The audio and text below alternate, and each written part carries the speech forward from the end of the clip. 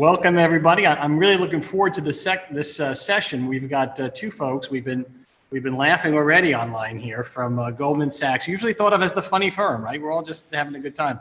I got Tony Rochte and Joe Duran. You guys probably know Joe from many sessions. We were just talking about that as well. Tony's a great guy. You're going to like him and like what they're doing over there. I wanted to start. We've been talking about in this event all day. The major factors. I mean, we're involved. You can't ignore what's going on outside, right? When you're writing, they always say, remember the weather, right? Just when you're writing something, talk about what's going on in the weather. The weather for advisors is we've got a pandemic, we've got social unrest, we've got markets that are going crazy up and down, and we have a very divisive election we just talked about. So when you think about all the change that's happened, the pandemic, and Joe and I had talked about this a little bit before, but the pandemic's really accelerated a lot of changes, especially, in terms of technology. And I'm just curious, what do you think, what are we going to keep from this pandemic? We've had all these changes. What stuff is really going to be good for us going forward? And are some things going to decelerate, in your opinion, in terms of technology stuff, or are we going to continue to accelerate with the changes that we have? It feels like we've gone 4 years and 9 months, Well, I think a couple of things have happened that are permanent and not going back. One of them is that there was an age gap between how you could service clients remotely or in person. All your clients over 55 wanted to be in person. Most of your clients younger than 55 didn't need that. Well, everybody now is video comfortable. We're all doing this. And it doesn't matter what age you are. All of a sudden, 100% of people know how to use Zoom. And that means, candidly, and by the way, when technology happens, you never go backwards. So the one thing is once you've made progress with technology and it has mass adoption, we never go backwards. We don't go back to CDs and DVDs once we've gone to Netflix. And the same is true with video conferencing. The only thing I would say, the only caveat I would have, Joe, is that this is a little bit of a unique situation because we're forced to use this technology. We are. One difference is we're totally forced versus when we come out the other side of it, we're going to want some hugs and high fives. We might, but I don't know if we want that from our advisor. We'll want it from our families. We'll want it from our friends. But do the clients want to get in a car, drive across town, park, go up to your building when they're very comfortable having an intimate conversation this way first? So I don't think, again, it doesn't mean we don't have face-to-face meetings. It means that you have to think about when that's necessary. And frankly, for most check-in meetings where you're just checking the temperature, giving an update on the portfolio, making sure the plan's on track, for 90% of those meetings, which are 90% of our meetings, this will be good enough. And so when there's a big life situation, then that's when things will need to change. But for now, for the foreseeable future, this will be it. And I will share with you, if that's true, you're going to need to think about how to adapt. And even more importantly, if it's not true and people still want to go in that direction, you are still better off being video-based because of the efficiency that it drives to your organization. So the one thing that we've learned from this is the companies that are most digitally native are the winners in this pandemic. That's not going away. The firms that are most comfortable having interactions this way are the ones that will win. Even if they have face-to-face meetings, the ability to do this and onboard new clients. I'll give you an example. Going into last year, we had an average of about 35 million a week in new client inflows. We're today at around 80 million a week in new client inflows every week. And it's all virtual. So we've actually almost doubled our sales volume, our inflowing client volume, in large part to being a part of Goldman, but also doing it in a digital way. And that's forcing our advisors to live in a digital world. Now, they're not going back because the efficiency that's there doesn't go back. So I would just suggest that is not a reversible trend, not if you want to be as successful in business. I'd also sort of submit, which I've done to everybody else too, that it's really our attitudes that have undergone a change. There's an acceptance, right? So we accept now. There was a time when you thought it was rude if somebody didn't come and shake your hand, or an advisor didn't make the trek to your house because you had $1 million with them. You'd be pissed off. You'd be like, hey, this is disrespectful. But it's okay today. So all this stuff all of a sudden is okay. It is. It's also, by the way, quite awkward because think about our advisors' biggest advantage for most advisors, geography. It's the fact that they live within the neighborhood of these clients. What happens when you shatter the geographical boundaries and all of a sudden I can be sitting here in Newport Beach and bringing clients on in Chicago and feeling like I'm next door. My ability to interact this way, being native, being comfortable, having tools that are usable online and interactive and bring the client in. I think what you're going to see is an acceleration of these virtual tools that bring the clients into the meeting in an interactive way so that the distance becomes almost non-existent and actually that the clients have a better experience because of this, because we're putting more power in their hands and they want to get their hands messy and be part of the planning process. So again, I'm super excited about it. It will mean evolutions in technology, but I again, don't think we go backwards. Well, I think it's and this removal of geography is not trivial. It requires you to have a better brand, think more about your positioning. I mean, it's just super important to think about what it means when geography goes away. It's a little bit back to the future because back in the old days, we used to be able to cold call and we'd open accounts all over the country, you know, so, but you can't have this, once you get into the planning world, and this is sort of maybe a segue to Tony a little bit, once you get into the planning world, you're supposed to be a little more holistic. You know, it's not just calling up on the phone, hey, buy the stock. You have to really talk. And this sort of thing allows for it. I mean, it feels a lot more intimate. It certainly feels a lot more personal, right? Right? No question. You know, I liked your first point, and Joe, I agree. Crisis does amplify trends, right? This is my third crisis of the last 20 years, right? And hopefully the last. But something always emerges, and we've seen in our lending business in Goldman Sachs Private Bank Select almost a doubling of our business through the year, and our team has been virtual since everyone on this call since mid-March. And so we've seen an acceleration, and I think to Joe's point, it's definitely the digital adoption. When we look at traditional brick and mortar banks around the country, and you've heard quotes from many of the CEOs, they seem adoption in 5 months that they planned 5 years out, and they've just moved it in. At GS Select, we built a digitally enabled private bank offering for the independent space, and we've done it digitally, so we don't have a brick and mortar presence, and so I do think we've got a tailwind, with the fact that we are digitally enabled. But again, it's amazing the business we're seeing.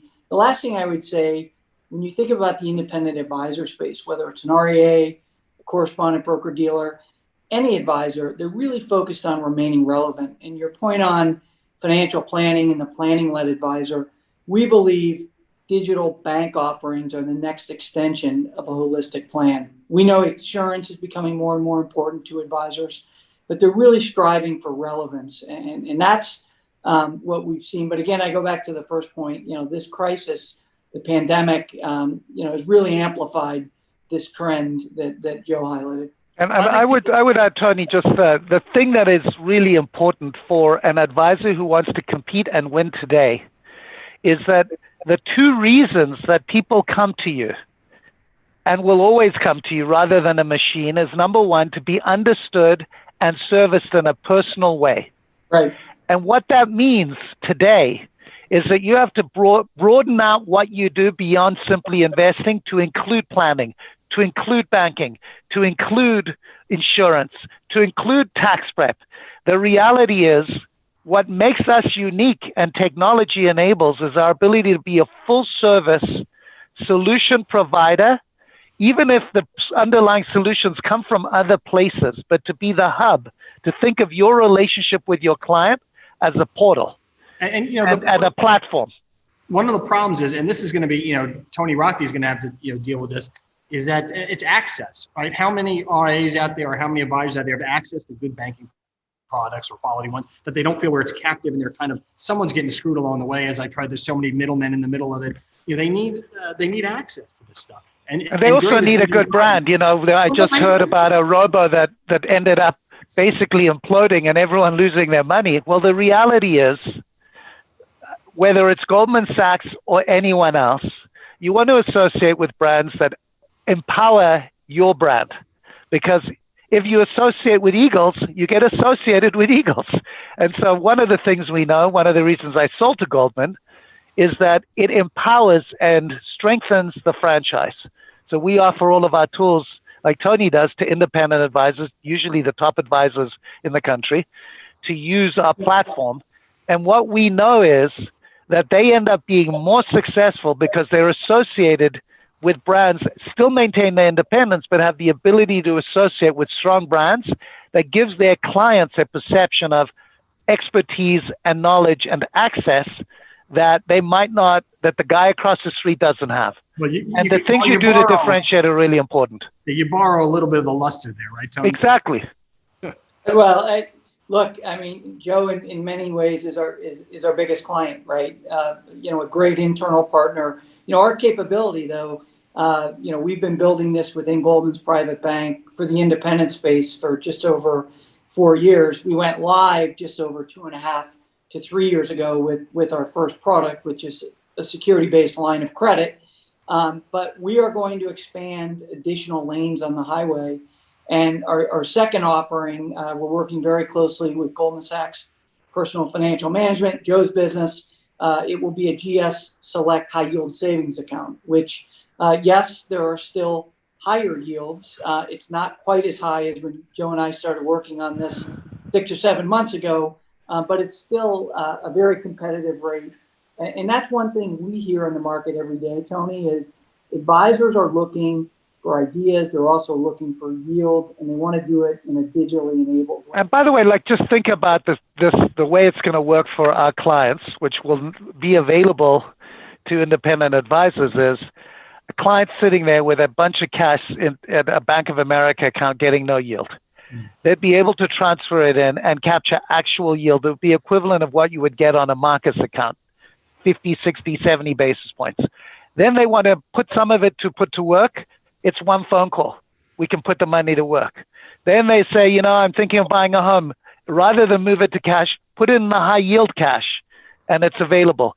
So that kind of ease of transaction, that kind of easy one phone call to solve so many problems with the person they trust, that combination is how we think you become indispensable. And the goal for everyone on this call is to be indispensable to their clients. That should be the goal, because that's how you hold on to the relationship forever. And how do you do that?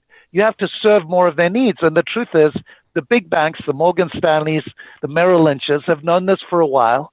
The big European banks certainly know it in Europe, that they try to serve as many of the clients' financial needs as possible, so that leaving becomes really difficult. Right. And for an independent RIA, leaving is remarkably easy, right? Yeah. One thing, we sit in the global private bank within Goldman Sachs, and our business is 100% focused, Tony, on the independent advisor market. We sit next to Marcus, which is a brand that many have come to know over the last 5 years. Marcus is our direct-to-consumer digital bank offering. They have over $90 billion in deposits, $7 billion in lending assets. But we did a study a couple of years ago in partnership with Marcus, and we wanted to get the attitude of the advisor on banking services. And we heard two things loud and clear in this study. Number one, clients are very interested to work with a financial advisor on banking. They just need to be made aware of it. That was number one. The second thing we heard loud and clear, and I hear in meetings, they're all virtual, but I hear it almost every week, is advisors don't want to be day-to-day bankers, right? They want to have a digital experience and a service team. If the advisor needs service, when someone picks up the phone, all they deal with all day long is a financial advisor. They don't want to call into a service team that might deal directly with the consumer and then pivot to the advisor. I mean, that dream scenario is, of course, it's built into your app so that the client never really calls you. They just do it themselves, right? That's a perfect world, right? But the fact is, why should advisors, with insurance and with banking and all the sort of risk side of the balance sheet, you don't want to be losing out. I think there's a psychological thing going on with COVID too. Advisors have more time in the day. They're not commuting. They're sitting at home. I think they're really thinking about this holistic idea, and they're having longer conversations with their clients, right? And a little bit, it's like on movies or TV where the actor breaks the third wall and talks So the third wall is broken with the client. We're right in there with them every day. They're in their pajamas. Everybody's, talking. So it's a little bit easier to. We also, by the way, there is no better time to shift your positioning with a client to be very clear that you can control what you can control. This is a great time to talk with clients and say, we have no idea what the markets will do. Let's not pretend we know what this coronavirus is going to do, and remind them that you're here to help them make the optimal decisions over their entire life at any given moment, most especially when things are unpredictable. Well, that we focus on what we can in fact control, your financial plan, how much you're spending, how much you're saving, how much risk you have in your portfolio, how we get you the best after-tax results. Like, those are the things you can actually control. Well, I also want to talk about, why I have you here, Joe. I've done this a couple of times. I've built, 2 multi-billion-dollar RIAs. I didn't sell them to Goldman Sachs, though. But I would like to hear about, I think advisors would like to hear about, how do you build a business? How do you go from $1 billion to 5 and, 5 to 100 or whatever it is? So I've done it twice. The first one I sold to GE when I was 34. They were a Dow 30 firm at the time. And obviously I sold to Goldman. They're a Dow 30 firm. And I know that there are no Zimbabweans who arrived in America with $200 and sold 2 firms to 2 Dow 30 firms in their time. So I'm unbelievably privileged. Honestly, I didn't do it. We always had a team, but there were a couple of things that I'll share with you that are really, I think, were the cornerstones of the success. The first and most important question you have to ask is, what problem am I solving? What problem are we as a group out to solve? And what I find is most people get into wealth management and they're like, well, I want to make money. I'm pretty good with finance, or I like people and I'd like to make a positive impact. They get into the business coincidentally and trip on the industry, which is how I started, by the way. But very early on, I said, how do I solve a problem no one else is solving so that I can be in front of a big wave all by myself? And if you think about it, successful business, really successful businesses are always in front of a major trend and are usually there by themselves, kind of like riding a wave. You see a big swell coming. Well, that's fine. It's especially fine if you're by yourself, so that you can make the mistakes that you're going to make, catch the second wave and the third wave and the fourth wave. So first is get in front of a big wave. The second one is to know what problem you're solving so that your team knows how you resolve issues and how you position and take. And I'll give you a good example of that. When we started this firm, we'd built one of the nation's first TAMPs. So in the first firm, what we did is solve for advisors who didn't know how to deliver a fee-based solution, mostly in mutual funds because ETFs didn't exist. And it was a very naive industry. No one had really figured out how to go to fee-based. We built one of the very first omnibus trading at the custodians and sold that to General Electric. It's now called AssetMark, a very successful firm. We built the second one. When we were starting the second one, I'm like, I can't do the same thing because the market has changed. Those waves are crowded with people. So I interviewed 100 entrepreneurs who built companies, and I asked the question, are you happy with your finances after you sold the business? Because I know I didn't feel happy, and they all said the same thing. I'm miserable. I feel like I've had a death in the family. And I thought, how ironic that I'm in wealth management. I've never asked the question, what the hell is this money for? And it led me to an incredible conclusion, which is, I wonder if people will pay us to help them live richly rather than concentrate on dying rich. If we actually solve a different problem than everyone else, which is, this isn't about how much money you have when you retire. This is about the way you live right now in the point till you get to retirement. It led us to younger clients, younger advisors. It forced us to use really engaging technology, helped us to develop behavioral economics as a usable, functional thing. And because of that, I think since the day we founded in 2005, we were one of the fastest growing financial services firms in the country. And the firms we acquired would grow even faster once they joined us than when they were before.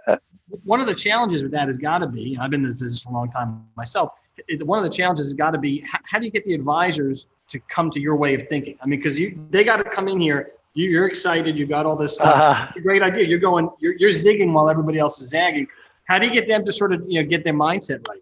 So there's 2 secrets. Number 1, don't sing a song to people who don't want to hear it. So you have to first select an audience that is actually interested in what you're doing. And so when we would go to advisors, we'd only end up speaking to maybe 10% of the ones we spoke to that ended up passing through our own filter. They had to be willing to give up control. They had to be willing to be completely client obsessed. So that's the first. Second, you better be singing a better song than everyone else. So we had one magic pill. I would say, put me in front of your toughest client, the one you know the best, and let me show you that in 30 minutes, I will learn things about this client that you never knew existed. And people trusted me. I'm a pretty good sales guy, but I also have some skills as an advisor. And we'd sit with the clients and walked in through our process. And within 15 to 20 minutes, those clients would be in tears, talking about what woke them up at 4 a.m, playing a game. Yeah. And the advisors would lean back. And these advisors, all of our advisors, been in their business for a couple decades, had hundreds of millions in assets, and they would be dumbfounded at what I would learn and our team would learn about this client that we'd never known in minutes. And they would say, wow. And here's the most important thing. If you find advisors whose only goal is to really serve their clients and make a good living, then as long as you can serve their clients better, and it's true, then they'll make the change. If it's not true, then it's all garbage.